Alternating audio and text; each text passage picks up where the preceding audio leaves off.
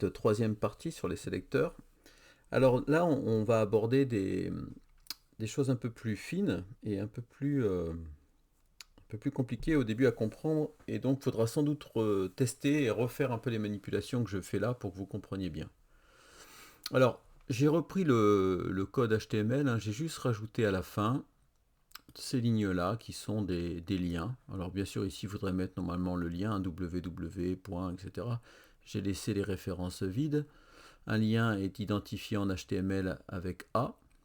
Ensuite on indique vers quoi ça doit pointer. Puis entre l'ouverture du A et la fermeture de la balise A, on met les fameux liens pour qu'on puisse cliquer et qui signifient des choses. Alors j'ai mis des liens, les deux premiers liens à l'intérieur de UL. UL, c'est pour tout ce qui est une liste non ordonnée. Nav, c'est tout ce qui est navigation, qui est identifié comme étant un menu. Puis j'ai mis des liens en dehors du nav. Alors, si je veux définir la propriété, par exemple, des liens, je peux prendre A, puisque A est la balise pour les liens, et mettre color, par exemple, red. Si j'exécute ça, j'obtiens le résultat suivant. J'ai tous mes liens qui sont rouges. Si maintenant je décide de cibler uniquement les liens qui sont à l'intérieur de UL, c'est-à-dire pas les autres. On avait déjà vu ça en cours. Il suffit tout simplement de mettre UL et cette fois-ci on met pas de virgule, on met un espace. Ça veut dire que ça concerne les liens qui se trouvent à l'intérieur de UL. On va l'exécuter, vous allez voir de suite ce que ça va faire. Voilà.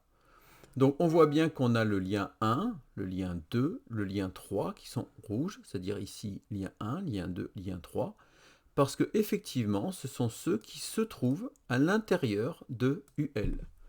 Donc ça c'est déjà le premier moyen de sélectionner. Tout ce qu'on va voir là, c'est un moyen de sélectionner de manière précise sans créer à chaque fois des classes ou des ID. Parce que souvent les personnes qui ne savent pas utiliser ce genre de choses, quand ils veulent pointer un élément, en fait à chaque fois, ils créent un ID ou une classe, et puis bon, on se retrouve avec 50 classes, 40 ID, alors qu'en fait il n'y en a pas vraiment besoin, puisque justement le CSS est prévu pour cibler. Il existe d'autres opérateurs qui sont un petit peu plus compliqués. Enfin compliqués, non, pas compliqués, mais avec ce symbole-là. Alors on va le taper, et on va essayer de comprendre ce que ça fait. On va l'exécuter, hein, donc supérieur à. Donc c'est différent, là on va l'exécuter, on va voir ce que ça fait. Alors attendez, c'est parce que je suis en ligne et que c'est un peu long. Alors voilà. Là ce qui s'est passé, c'est qu'en fait on se retrouve avec le lien 1 en rouge, le lien 3, mais plus le lien 2. Alors si on regarde bien, qu'est-ce qui a changé? Le lien 2, en fait, il est inclus dans un paragraphe. Donc, ce symbole-là permet de désigner tous les éléments qui sont directement à l'intérieur de UL. Alors que lorsqu'on met un espace, ça concerne en fait tous les éléments à l'intérieur de UL, qu'ils soient directement à l'intérieur ou pas, alors que lorsqu'on met ce symbole-là, il doit être directement à l'intérieur. C'est-à-dire que le pair direct, hein, l'élément conteneur, doit être UL. Donc ici, on voit très bien que lorsqu'on exécute, hop, on a bien A, le lien 2 n'est plus concerné, puisqu'il n'est pas directement inclus. Alors, il est inclus dans UL, hein, mais il ne suit pas directement l'inclusion. Il est inclus lui-même dans P.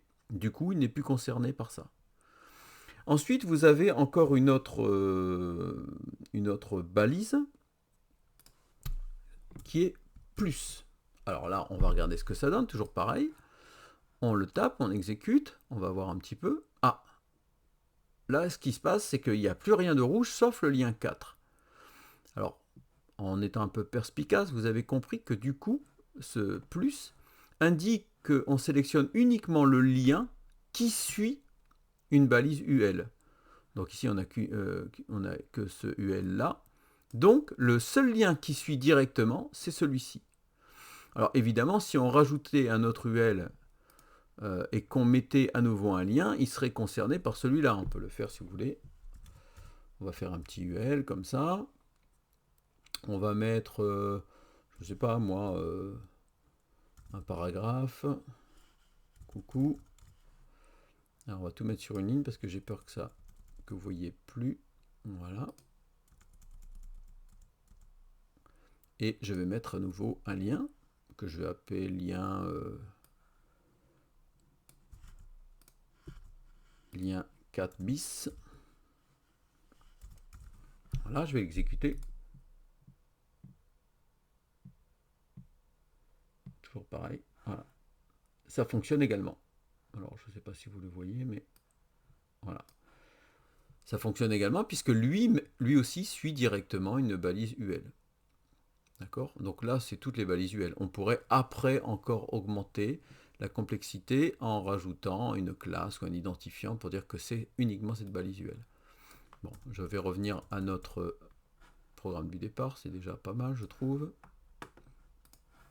Et donc, on voit qu'effectivement, ça sélectionne uniquement l'élément qui suit directement une balise UL. Maintenant, il y a encore un autre symbole. Vous voyez qu'il y a plein de symboles, rien que sur ces petites choses. C'est le tilde. Le tilde, vous voyez, c'est la petite vague là. Alors, à exécuter, on va voir un petit peu ce que ça fait de différent là. Alors, cette fois-ci, on a lien 4 et lien 5. Alors, si on regarde bien, ce n'est plus le premier lien qui suit la balise UL, mais tous les liens qui suivent la balise UL. Donc c'est ça la grande différence, c'est qu'il est beaucoup plus permissif, hein, c'est-à-dire qu'il laisse passer les choses, il ne prend pas uniquement le premier élément, mais tous les éléments qui suivent directement UL. Alors pas ceux-là, hein, parce que ceux-là ne suivent pas directement, parce que la navigation est terminée, et qu'on rentre dans un autre projet, on n'est plus dans le nav, du coup voilà, il inclut uniquement ces deux-là qui suivent directement. Donc si je résume, parce que je crois que c'est déjà pas mal pour cette vidéo-là, hein, je vous ai dit hein, dès le début, je pense que vous allez devoir manipuler, c'est que à travers deux balises, soit je mets rien, aucun symbole, ça veut dire que ça concerne tous les liens qui se trouvent à l'intérieur de UL, donc des balises UL, ici j'en ai plus qu'une puisque j'ai retiré l'autre, mais et peu importe l'imbrication, hein, que ce soit deuxième, troisième, quatrième niveau, toutes les balises qui se trouvent, tous les liens qui se trouvent dans UL seront concernés par la mise en page. Si par contre je mets plus, alors cette fois-ci, voilà, cette fois-ci j'ai l'élément qui suit, donc le seul élément qui suit la balise UL, le plus veut dire qui suit.